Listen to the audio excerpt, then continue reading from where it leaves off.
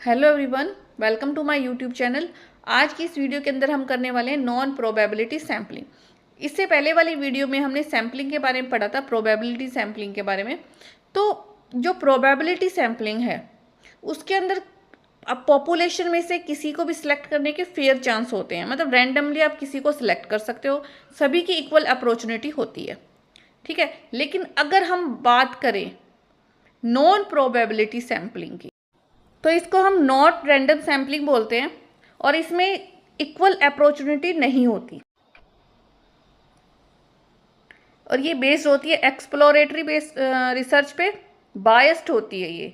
मतलब इसको आप अनबायस्ड नहीं कह सकते कि आप ये इसमें क्या होगा, इसमें जो भी रिसर्चर होगा वो अपनी कन्वीनियंस के हिसाब से अपने सैंपल तैयार करेगा, ठीक है। उसमें ये नहीं है कि आप रैंडमली कुछ भी सिलेक्ट कर लो, नो नो नो। वो अपनी कन्वीनियंस के हिसाब से अपनी इजीनेस के अकॉर्डिंग वो उस डाटा को सिलेक्ट करेगा। तो सबसे पहले हम इसकी डेफिनेशन पढ़ते हैं। Non probability sampling is a type of sampling technique where not every individuals in the population has non और इक्वल चांस, ठीक है, of being selected for study. मतलब अभी हमने समझा है कि हर किसी के इक्वल चांस नहीं है। अब हम एक एग्जाम्पल के हिसाब से समझते हैं। यहाँ पे देखो, मैंने 10 स्टूडेंट लिए हैं और सब इंटेलिजेंट से लोअर तक जा रहे हैं बच्चे, सबसे आगे वाला इंटेलिजेंट है। अब रिसर्चर आया नॉन प्रोबेबिलिटी सैम्पलिंग करने, उसे जो सबसे पहले जो इंटेलिजेंट बच्चे हैं ना उसके नियर बाय 1 2 3 उन्हीं को लिया, उन्हीं के ऊपर सैम्पलिंग करी, उन्हीं के ऊपर रिसर्च करी और अपना कंक्लूजन ड्रॉ कर दिया।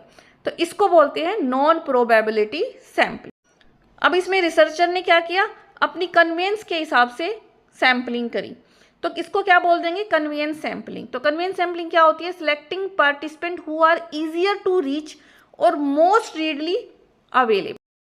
तो यही तो है, इसमें रिसर्चर है, रिसर्चर के जो नियर बाय जो जितने भी स्टूडेंट थे जिसको उस पर रिसर्च करनी थी, उसने क्या किया, उन्होंने जो आगे आगे वाले इंटेलिजेंट बच्चे थे और जो उसके नियर बाय थे उसने उसी के ऊपर रिसर्च करी और अपना कंक्लूजन ड्रॉ कर दिया,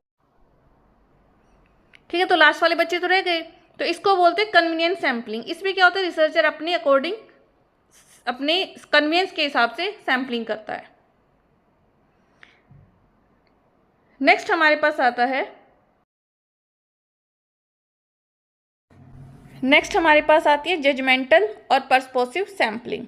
तो जजमेंटल के नाम से आपको समझ में आ रहा हो कि जजमेंट करना, कि जो रिसर्चर है वो अपने अकॉर्डिंग जजमेंट कर लेगा कि हाँ ये बच्चे इंटेलिजेंट है या फिर ये हमारे पार्टिसिपेंट इंटेलिजेंट है या इनको नॉलेज है, तो मैं उन्हीं को सिलेक्ट कर लेता हूँ।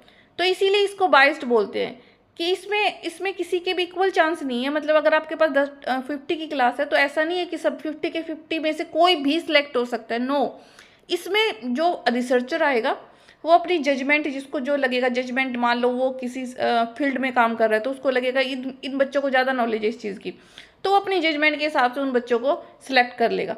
तो जजमेंट नॉलेज में क्या है, उसको अपने अकॉर्डिंग जज कर लेगा बच्चों को, ठीक है। इसीलिए इसको नॉट रैंडम और नॉन प्रोबेबिलिटी सैम्पलिंग कहा गया है, ठीक है। ये स्पेसिफाइड नहीं है और ना ही इसमें किसी के भी इक्वल चांस है सिलेक्ट होने के, इसीलिए इसको नॉट इक्वल अपॉर्चुनिटी सैम्पलिंग कहा जाता है, ठीक है। तो हमने अभी तक कन्वीनियंस सैम्पलिंग पढ़ी और जजमेंटल सैम्पलिंग पढ़ी। इससे हमें क्या पता चला कि जो हमारा रिसर्चर है वो अपनी कन्वीनियंस के हिसाब से और अपने जज करने के तरीके के हिसाब से वो अपने जो पार्टिसिपेंट हैं उनमें से सिलेक्ट कर लेगा। वो इक्वली अपॉर्चुनिटी नहीं देगा सबको, ना ही वो अनबियास्ड होकर काम करेगा। नेक्स्ट हमारे पास आती है स्नोबॉल सैम्पलिंग। तो स्नोबॉल सैम्पलिंग में क्या होगा, when the population is hard to reach, ठीक है।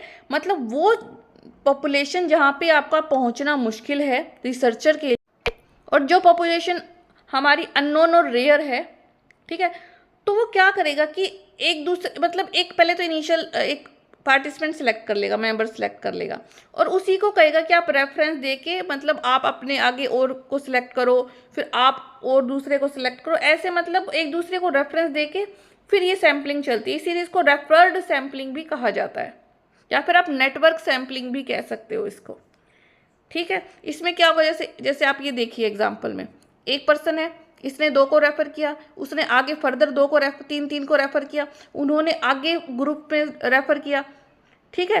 तो इसको बोलते हैं स्नोबॉल सैम्पलिंग, जिसमें आप नेटवर्क की तरह काम करते हो।